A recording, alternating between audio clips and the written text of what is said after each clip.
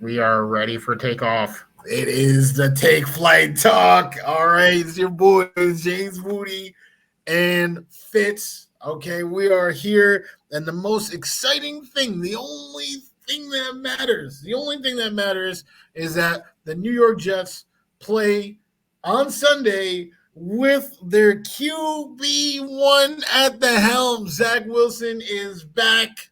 Okay, hide your moms, hide your wives if she's over 40. All right, because Zach is back. The kid is back. Fitz, how you feeling, man? How you feeling? I am feeling really good. This is something, with what Salah did to us, teasing us with week one. Oh, we might have him. He's looking good at practice. The wait is finally over. We have our guy back. Hopefully, it comes with some adjustments to the game plan. But if we use him correctly, I'm sniffing out. I smell it. Smells like W around here. I don't know about you. Maybe it's the weather changing. Starting to smell like W. Well, I got some keys here for the kid with the keys. All right. This kid, he has the keys to the castle, the keys to One Jets Drive. Is it a dub? To be honest with you, I think that's too much. I don't know. I cannot say for sure. I definitely would not get a tattoo of a dub, on my arm because I wouldn't want that. What all I'm looking for this week is Zach improved? Is Zach improved? And it'll show up in a lot of different ways. But that's all I care about with this game. I mean, especially with a defense that looks so awful at times, right? Making all these mental mistakes. Have the mistakes been cleared up in this 1 week? We don't know. So if Mitch Trubisky goes out there and puts up 30 points and, we get 24, then, that's a lost game, but Zach might have looked good in that game. You give me that face about Mitch scoring 30, but Joe old man piece of dog turd Flacco put up 31. So anything is possible. Anything is possible. That's absolutely right. Except for Mitch Trubisky putting up 30 against the New York Jets this Sunday. It's not happening. This offense stinks. The Steelers stink. Najee Harris, love that guy. He hasn't really done much this season. Mitch Trubisky has barely thrown over 200 yards in a game so far this season. I'm not worried about these guys. I'm really not. And, we're talking about, our defense and winnable games. This sadly looks to be like one of the most winnable games that we have for the foreseeable future. So if we don't get this W this Sunday, we might struggle for a little bit. After the Steelers, we got the Dolphins. Then we got the Packers. Broncos probably should. They got a strong defense, but we probably should there. Then we got the Patriots. Then we got the Bills. Then we got the Patriots again. And then finally we get the Bears where you could maybe have a little bit more optimism. But looking at this team here, TJ Watt is out, which is a tremendous benefit. But as much as I think this is a winnable game, I think we really need to manage our expectations on Zach. I am expecting him to come out and play well. I think that's what we all want. That's what we all expect. However, the dude also hasn't played football competitively in the last 6 weeks. I think we should expect a little bit of rust on them tires, a little bit of tread on the turf around him. But I still think he's going to do well. The fact that we have our wide receivers open every single play, I think this is going to come down to he's going to be able to throw the ball. He's going to be able to move. Is it here? Does he got the brains for football back? Is he going to go through his progressions quick enough? I think if he's able to do this, he will find the open receivers. He will hit the open receivers, and we're going to be walking into a dub on Sunday. Well, I mean, somebody was either reading my diary or the Wudi 3 because it can be found in both places. Exactly what you just said. It's the mental, and that's always been my question with Zach. Is the mental there? Now, we know physically Connor McDermott is at left tackle, right?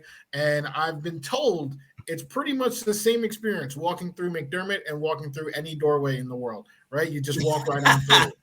But, I mean, Zach has the mobility. I'm not completely worried. It's not like every single play, Zach's going to be under pressure. It might be a lot, right? It might be, a whole bunch. Might be like 18 times, which is a ton.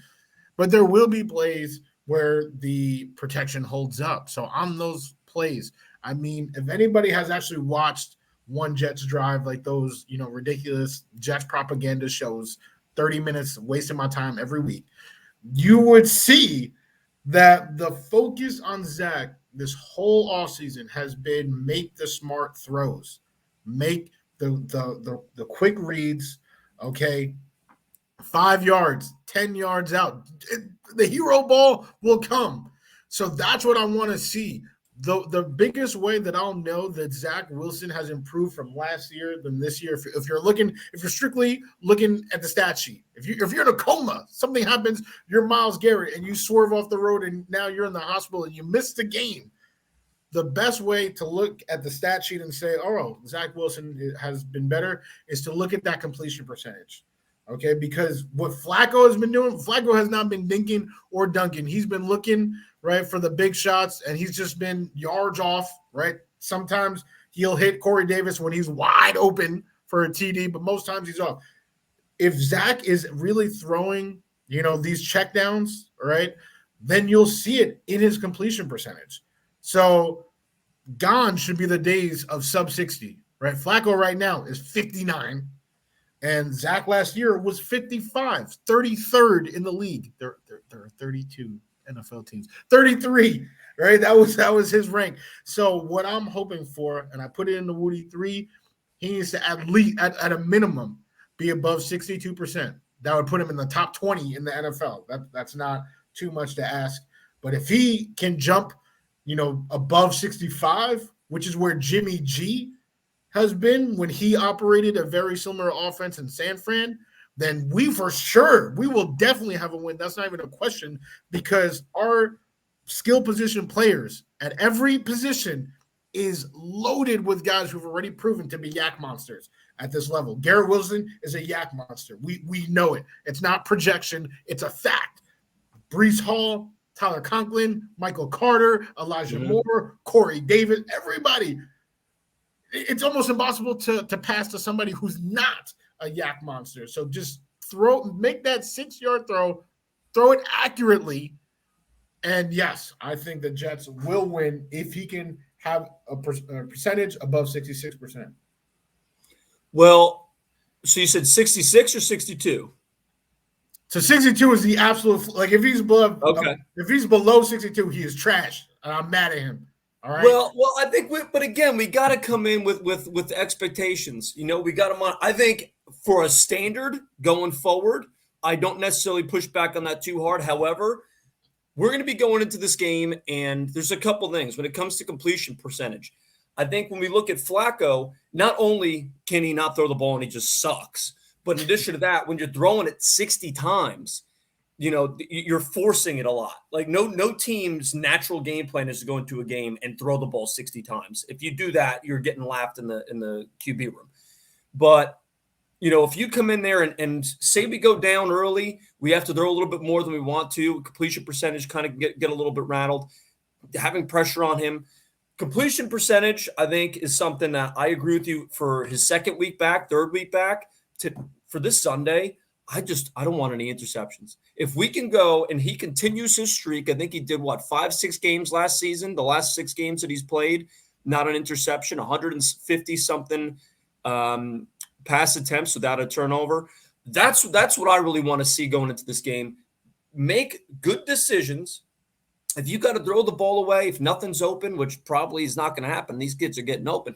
But if nothing's available and you got to just kind of throw it some feet and have some good misses, where it's just like, all right, nothing's available. I've got too much pressure. I don't have time to go through my progressions. The completion percentage won't bother me as much. I would rather like a 55% completion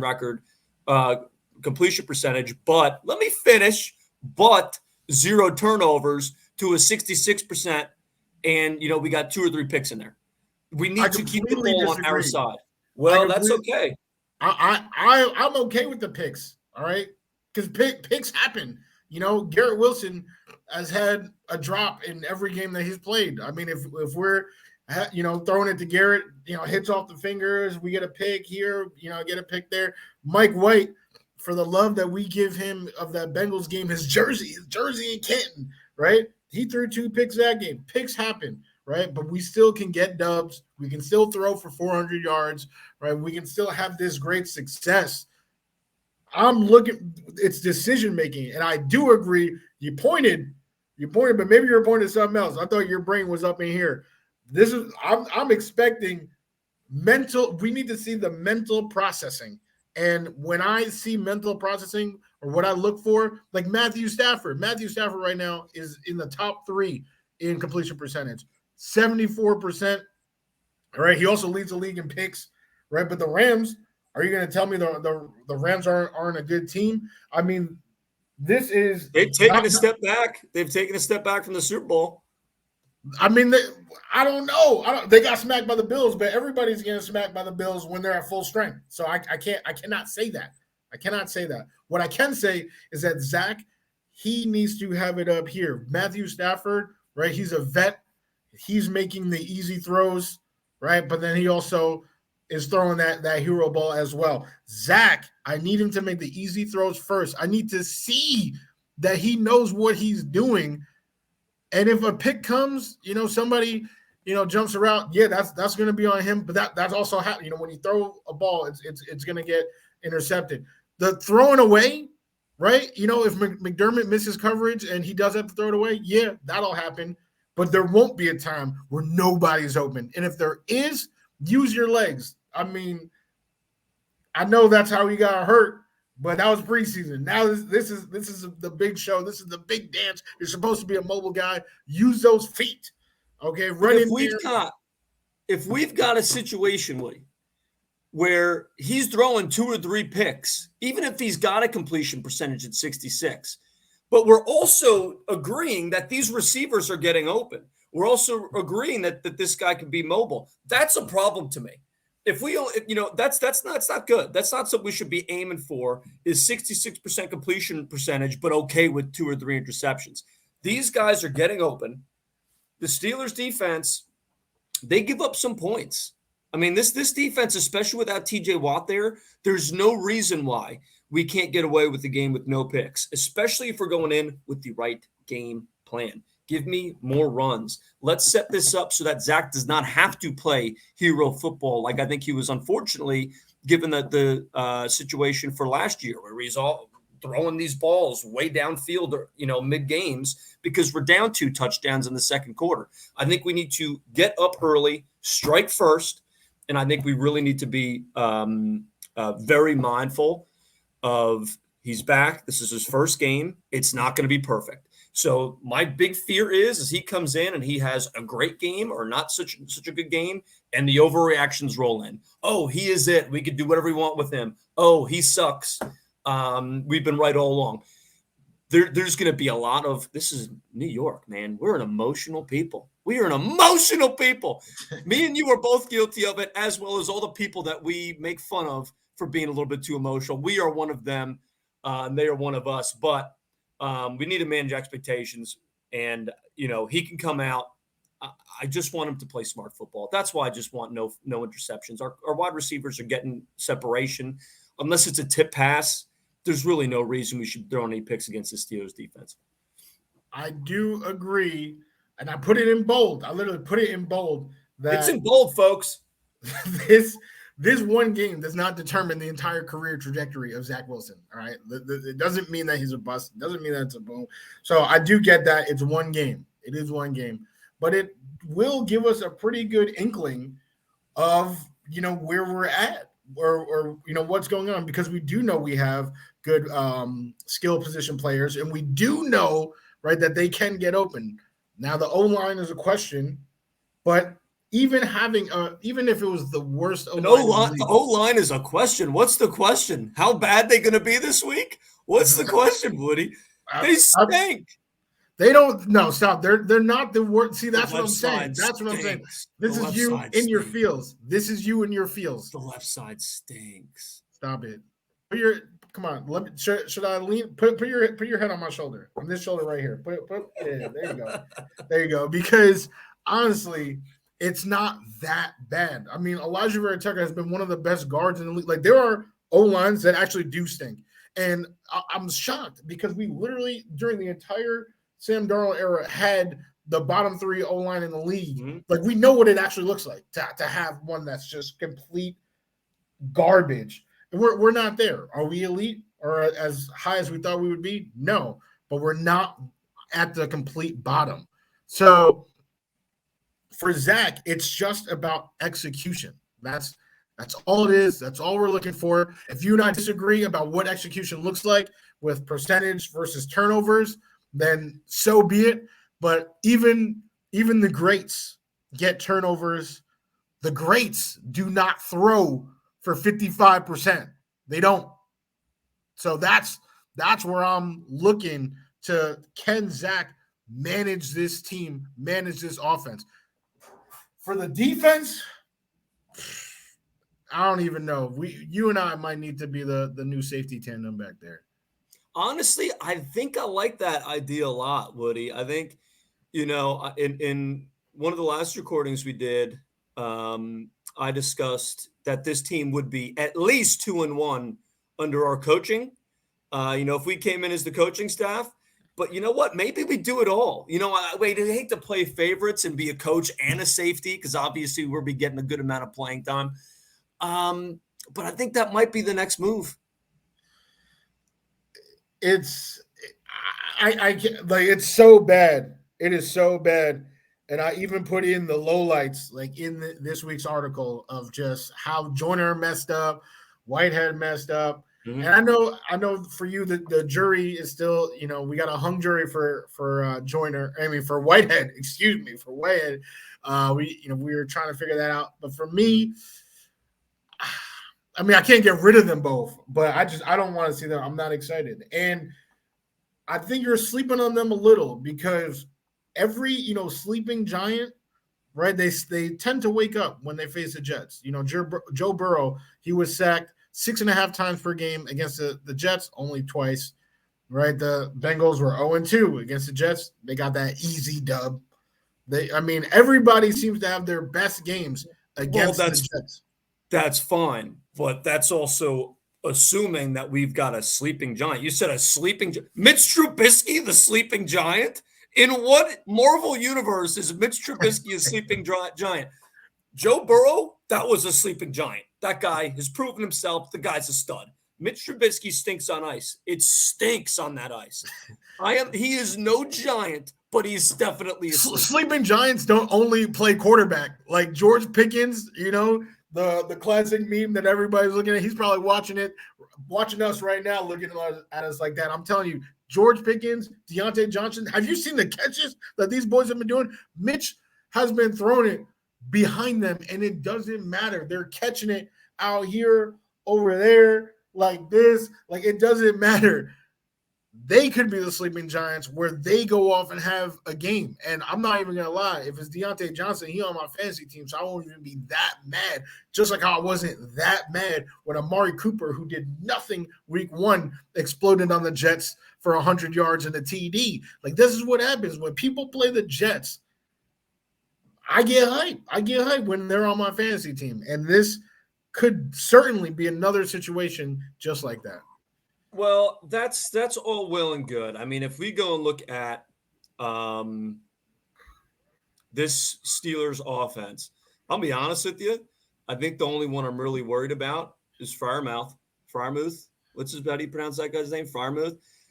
That guy, I mean, he's been having a pretty decency. He had one breakout week. Otherwise, he's kind of been floating around 40 yards. That guy's who I'm concerned about. Because as we have seen in this defense, over the top, we're screwed, and over the middle, we're screwed.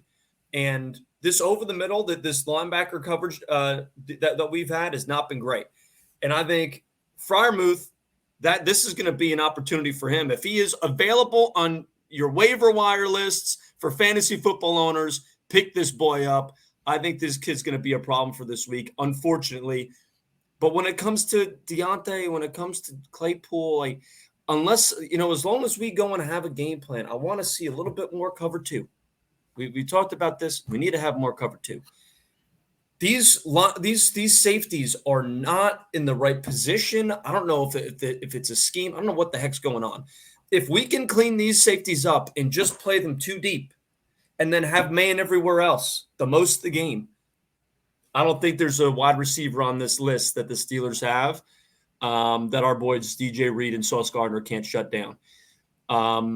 Unfortunately, though, we got Deontay, we got Pickens, Claypool.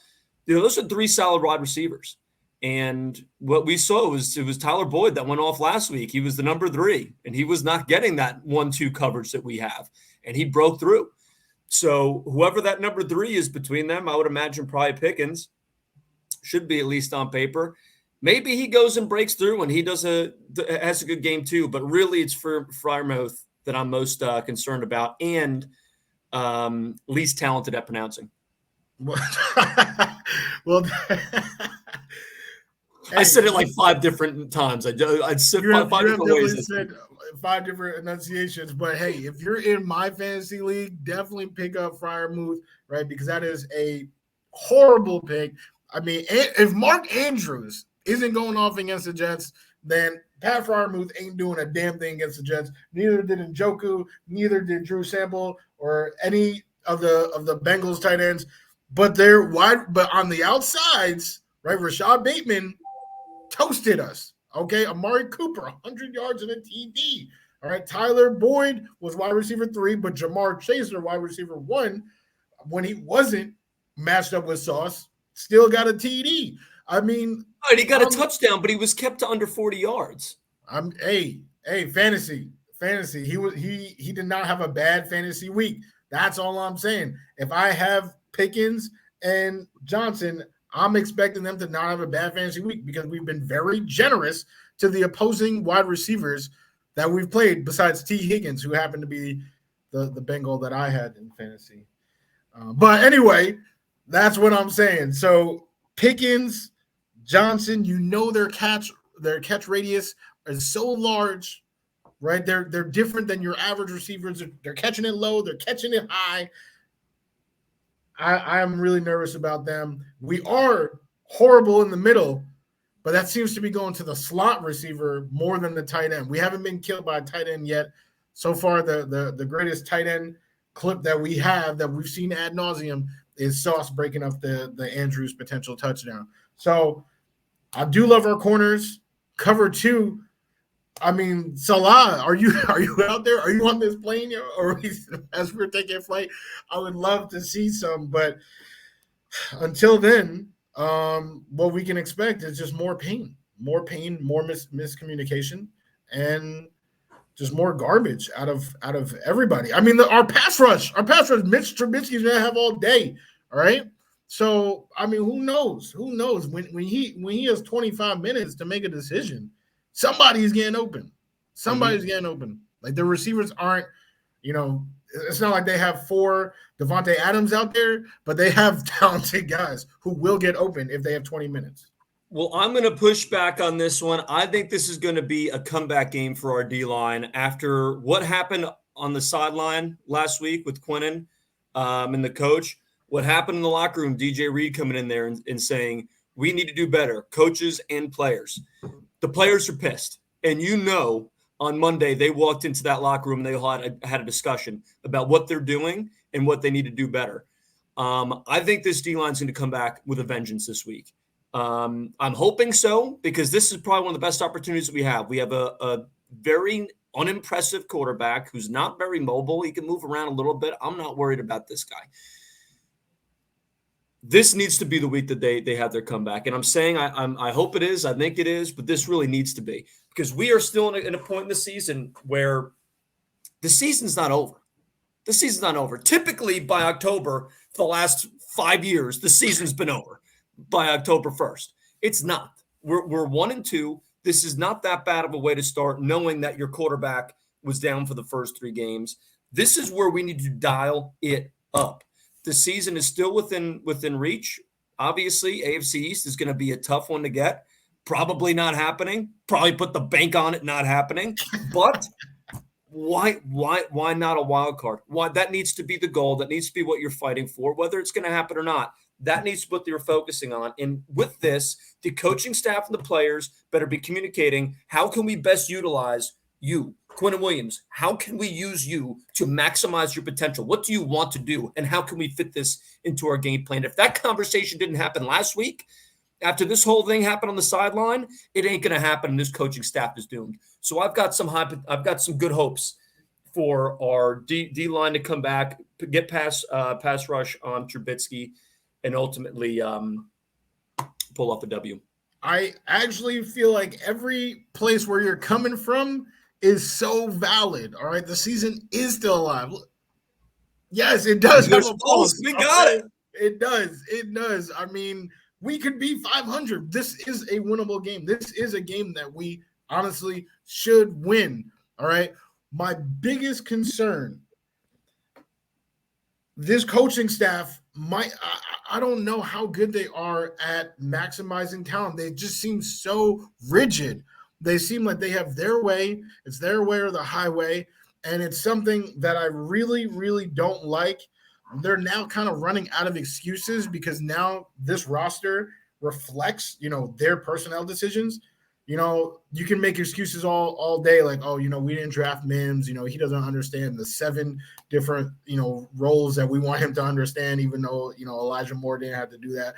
You can say that about everybody. Mekhi Becton, oh, he don't want it as much, so we got our, boy, we're going to bring in Dwayne Brown. This is our guy.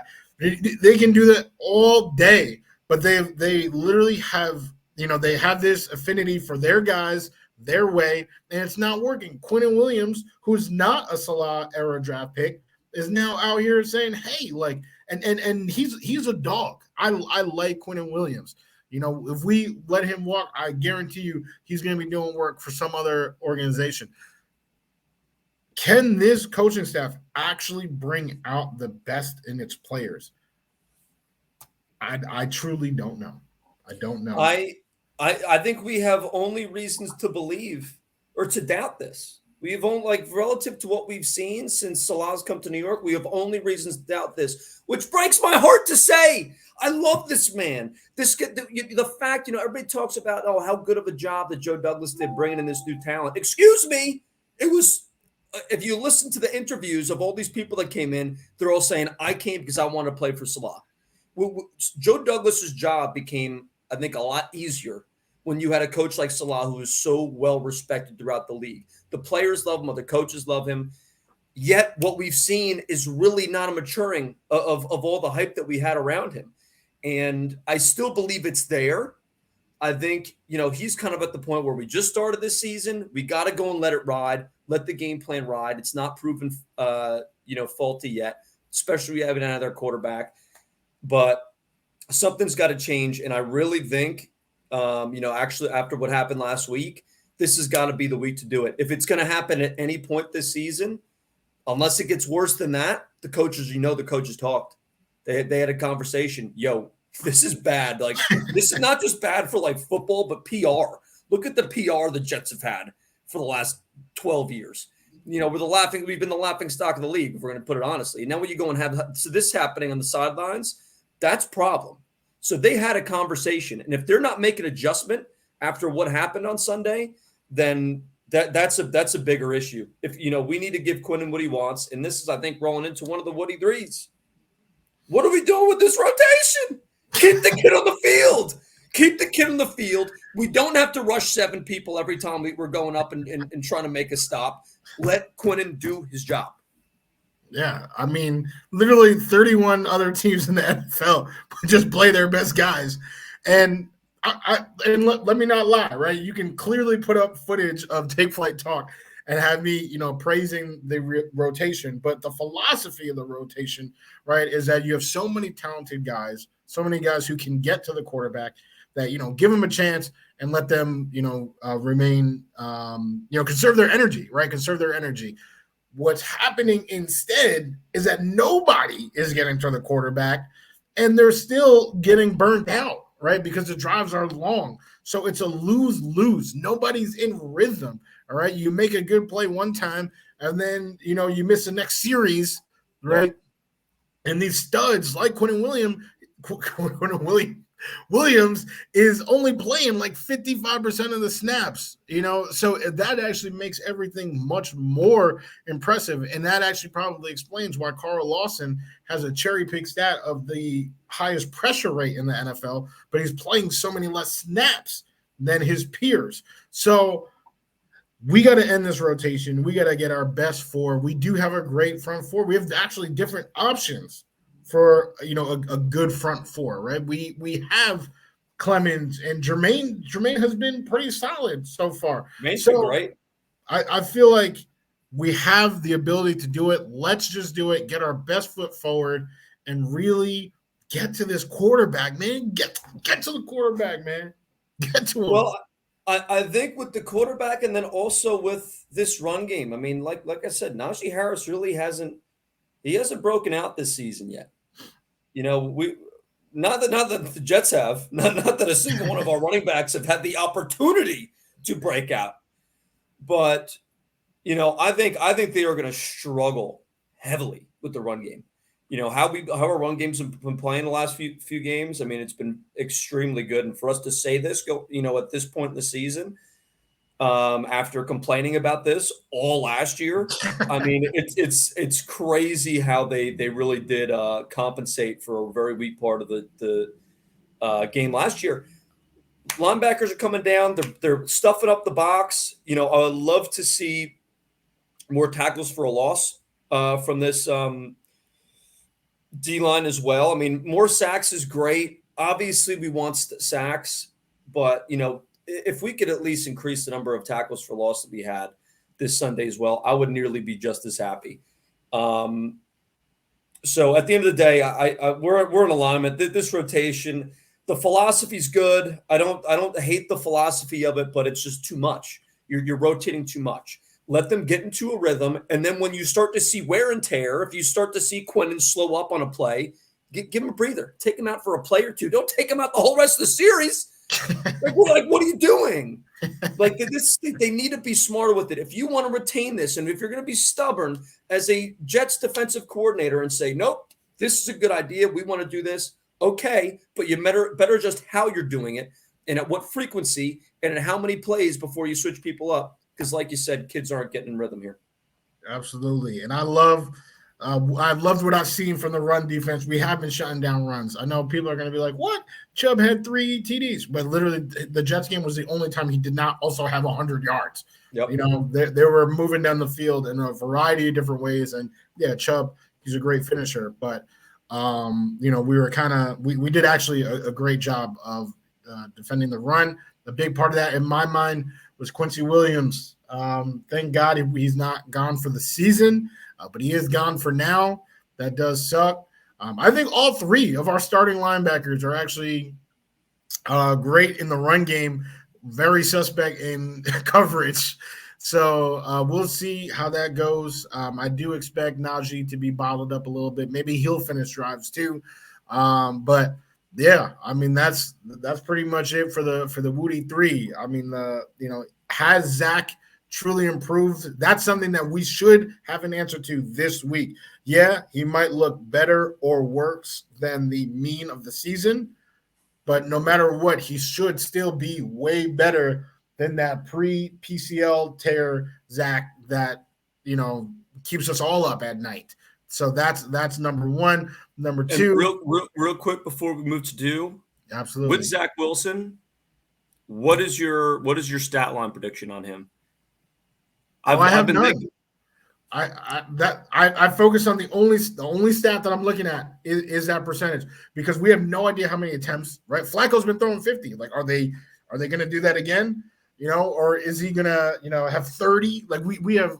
It's so tough to put together a stat line because we truly don't know the game plan. Something is telling me that we haven't even seen the Zach Wilson game plan. I think they actually changed it up for Flacco. So I cannot give a stat line. I'm just hoping that he hits 2/3 of the throws that he makes. Yeah. Yeah, I think I will put one out there. I'll put one out in the limb. I'm thinking he's going to be about 63% passing. I could see him between 225 and 250 in the air. No interceptions, 1 or 2 touchdowns. And I would like to see somewhere between like 15 and 30 yards rushing. I don't want him to be afraid to run, and I don't want us to be afraid of him to run. And that's kind of one of those things that are a little tricky. When you come off an injury like that, you might get a little bit nervous, when you got those feet moving downfield. And I don't think he should be. He's shown that he can do it. He had that long rushing touchdown last season, which was freaking electric to watch. But I want to see him moving around. I want to see him run downfield. So I love to see, 15, 30 on the ground as well. But that's also, like you said, it's like, what is the game plan going to be? Are we going to be throwing it 50 times again? We're throwing it 40 times. 40 would be a decline in our average, passing attempts the past few weeks. And that's still a pretty good amount of opportunities for him. So we'll see. I think they're going to try to baby him a little bit when they bring him back. I think that you're going to see a little bit less attempts, quicker throws. I think when they had Flacco, they're kind of thinking, all right, he's a veteran. He can manage a game. Wrong. Very wrong. But I think with Zach, as they had done last year, and they're going to continue to do so, I think they're going to have, quicker throws for him, and they're going to try to keep him a little bit more tame. Definitely. I'm hoping, and I agree, the rushing, he got to keep those defenses honest. So hopefully he does not be afraid to run. Speaking about people who should not be afraid to run, the safeties, they suck, they stink. They might need to run out of town. I don't know, but that's Wudi. That's the second point, and then the third, as we said, this pass rush, the rotation sucks. Hopefully the pass rush does not. So let's see. This is the week. This really is a good week to try to see. The Steelers are an extremely well coached team, though. But still, personnel wise, we should be able to get in the backfield. So whether that is a sack or a tackle for loss. So that is it. Wudi 3, that's what we'll be looking at. But something that you can be looking at while you're looking at your bank account is Fitz picks. All right. What are the picks to parlay this weekend to make you a slightly less poor individual? All right. So I actually like what I put together this week. As opposed to pretty much every other week I've been doing picks. This has been a crazy year so far. The amount of upsets that have happened, it's insane. This has been a very tough week, or a tough season. I know I'm not alone in saying hasn't been going too great for my pick. So this is going to be a turnaround week, I believe. We're going to start with the Thursday night football game tonight. The Miami Dolphins, I hate to say it, will be starting this season 4-0. I hate to say it. It really, it's really tough. Us as Jets fans here, they're mean. Both sides of the ball, they're mean. They're fast, and the Bengals, I think, are just not there yet. I just don't think they're there yet. So Thursday night football, I got Dolphins over the Bengals in Cincinnati. I've got the Chargers over the Texans in Houston. I've got the Jets over the Steelers in my parlay. You bet your ass I do. Jets over the Steelers in Pittsburgh. Eagles over the Jaguars in Philadelphia. This is going to be a fun game. Doug Peterson back in town over there. I think the Eagles are going to pull that one off as well. That team is mean. Cardinals over the Panthers in Carolina. Love it. Cash it. And then lastly, I've got the Chiefs over the Bucks. And I think that's still slated to be in Tampa Bay. Tampa Bay Buccaneers, I'm sorry. They got their butts worked by the Packers. If they were able to get beat by the Packers the way they did, I think the Chiefs are going to come in there and they're going to roll that town. That's going to be the second hurricane that comes in. It's going to be Patrick Mahomes. You don't got to worry about Hurricane Ian. We got Hurricane Patrick Mahomes coming into town, and that's going to be a problem for them. That is a pretty controversial pick. Brady was without his top receivers. He is getting, I believe, 2 of them back. And Mike Evans is wide receiver 1, always has been, most likely always will be. So he's back, and I believe Julio is back as well. It's a pretty shady pick, especially with that defense. But the rest of them, it seems pretty good. The Chargers have been decimated by injuries. Have they been decimated so much that they get beaten by the Texans? I don't know. They did get smacked by like 28 points against the Jags, but I don't know. That's a pretty solid parlay. All right. Then there you have it. Fitz's picks. There are the picks. I will be posting a video of this onto our Instagram. So you got my picks. Hopefully they're not losers again this week. But just one final thing before we get into a closing here. I really don't think we're going to need that many points this week. I really don't. And that's what I'm kind of excited about is I think this is a great game for us to go and have Zach be his first of the season. Starting in Baltimore, that was a tough game, obviously, or at home against Baltimore. Baltimore defense is mean. Obviously, Lamar is something special. This is a team that we're going up against here that I really do not foresee this being a very high-scoring game. We have the line, I think the over-under is at, 38.5, 39.5 total, 41.5 total points. One of the lowest lines that we have in all of football this Sunday. I'm really not worried about the Steelers getting points on the board, which is a great thing for Zach, where he's not going to have to be pushing back down 20 points going into the fourth quarter, trying to go and push, these hero balls. So I'm excited. Jets this Sunday. I'm going to say they win by 6 points. Wow. Well, I will certainly be there. Again, the same shoulder is here for you. I'll certainly be there because that is what friends do. All right. We're not only co-pilots, we are friends. Right. So this Sunday, that will be the position of Wudi and Fitz because I don't know. It looks very same old Jetsy to me, but we'll see. This is the week. This is the week to quiet those doubts. All right. So we'll see you guys on Sunday. All right. To review the game. And who knows how we'll be feeling on that day. I don't. Jets by 6. All right.